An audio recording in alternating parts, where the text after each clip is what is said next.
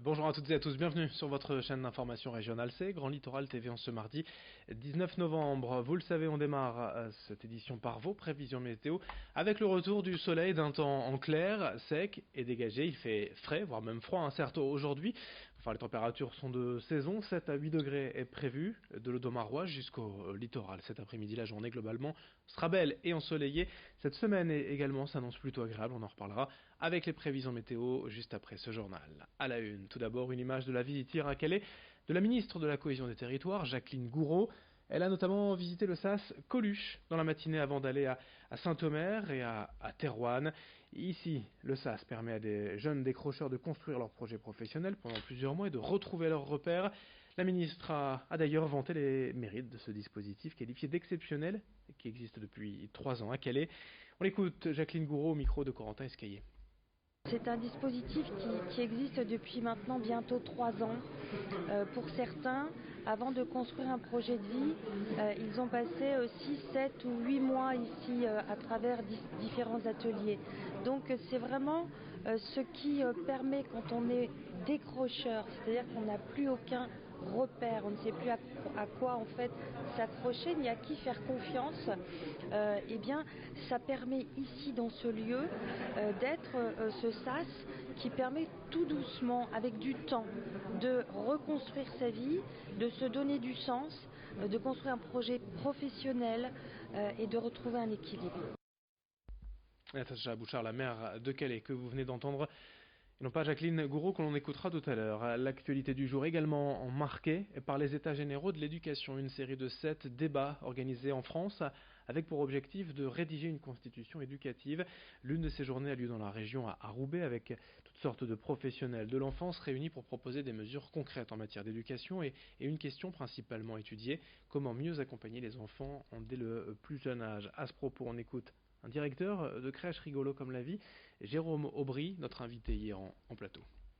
On va passer la journée à réfléchir et à formaliser des propositions concrètes qui vont intégrer un livre blanc qui sera remis d'ici une bonne année au gouvernement. Tous les acteurs de la petite enfance sont invités à réagir à justement les premières propositions issues de la journée, donc qui auront lieu au siège ID Kids, comme vous l'avez dit, pour pouvoir justement vraiment élargir au maximum le côté collaboratif de la démarche. Hier, dans nos éditions, nous avons évoqué la position radicale du maire de Templeuve face aux nouveaux horaires de la SNCF dans la région. Luc Monnet, je vous le rappelle, a préféré démissionner pour dénoncer les suppressions de trains imprévues dans sa ville dès le 15 décembre. L'information a été reprise par de nombreux médias nationaux hier, si bien que le président de région a lui aussi réagi, Xavier Bertrand, dans l'émission Les Grandes Gueules sur RMC, qui veut en savoir plus, qui demande des comptes au directeur régional de la SNCF. On l'écoute. Vous savez, chaque année, on verse 1,5 milliard d'euros à la SNCF. Et depuis le début de ce nouveau service d'activité, je n'ai pas hésité à sortir le chéquier de la région sans augmenter les impôts pour remettre des dessertes là où c'était possible. Mais quand la SNCF nous dit qu'ils n'ont pas ce qu'on appelle les sillons nécessaires, que techniquement ils ne savent pas faire, je veux savoir si c'est de la flûte ou si c'est vrai.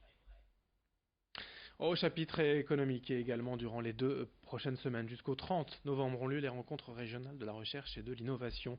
Au programme 28 événements à travers les Hauts-de-France pour mettre en avant les entrepreneurs innovants.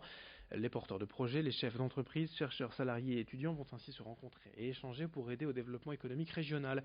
Les Hauts-de-France sont ainsi la première région française en termes de projets industriels, avec 275 millions d'euros de levée de fonds investis dans 74 entreprises. 353 créations de sociétés innovantes ont été enregistrées dans la région depuis 10 ans pour près de 1600 emplois créés. Explication complémentaire au micro d'Idil Gunaï. On a aujourd'hui une région en France qui est très bien placée au niveau national concernant l'innovation. Donc nous continuons à impulser cette bonne position. On a aujourd'hui 12 parcs d'innovation qui nous soutiennent dans cette démarche d'ancrage de l'innovation au sein de la région. Donc on a vraiment la possibilité aujourd'hui de faire des choses de manière très très constructive. On a vraiment tous les domaines aujourd'hui. On a de la santé, on a de la mobilité, nous avons du numérique, on a vraiment de tout, de l'agricole. Demain, on est sur un événement à Beauvais, chez AgriLab. Donc on a vraiment la possibilité de rencontrer un domaine d'activité très très large. À l'approche des fêtes de fin d'année, les traditionnels et désormais bisannuels feux d'hiver de retour au Chanel de Calais et du vendredi 27 au mardi 31 décembre. Un événement culturel, festif et populaire avec des spectacles prévus toute la journée entre magie, cirque de rue, théâtre, concert. Il y en aura pour tous les goûts. Et vu le succès d'il y a 2 ans, malgré une météo exécrable, le Chanel a décidé d'augmenter le nombre de spectacles ainsi que l'amplitude horaire, sans oublier le réveillon du 31 et la fête populaire pour passer en 2020. Un événement qui plus est totalement gratuit pour célébrer la fin d'année à Calais. Rendez-vous donc dès le 27 décembre. Mais avant cela, présentation avec le directeur du Chanel, hier lors de la conférence de presse de présentation au micro de Corentin Escaillé. Quelqu'un qui n'a pas forcément tous les codes ou qui n'aurait pas la possibilité de réserver longtemps à l'avance parce que dans son emploi du temps il y aurait des incertitudes, peut décider de venir au dernier moment par hasard et va trouver quelque chose à voir, quelque chose à faire dans cette manifestation.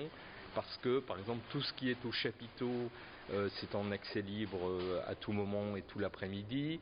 Ce qui est dans la cour, évidemment, encore plus. Et le 31 au soir, c'est un peu la règle, c'est qu'il n'y a pas de réservation. Et donc, on vient.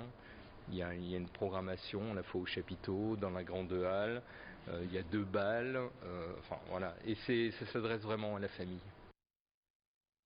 Et puis une dernière information dans cette édition, vous le savez, la revanche de la finale de la Coupe de France de football 2000 Calais-Nantes sera rejouée 20 ans après. Ce sera le 6 juin prochain au stade de l'Épopée à Calais et les organisateurs demandent aux citoyens, aux internautes de donner un nom à cette affiche.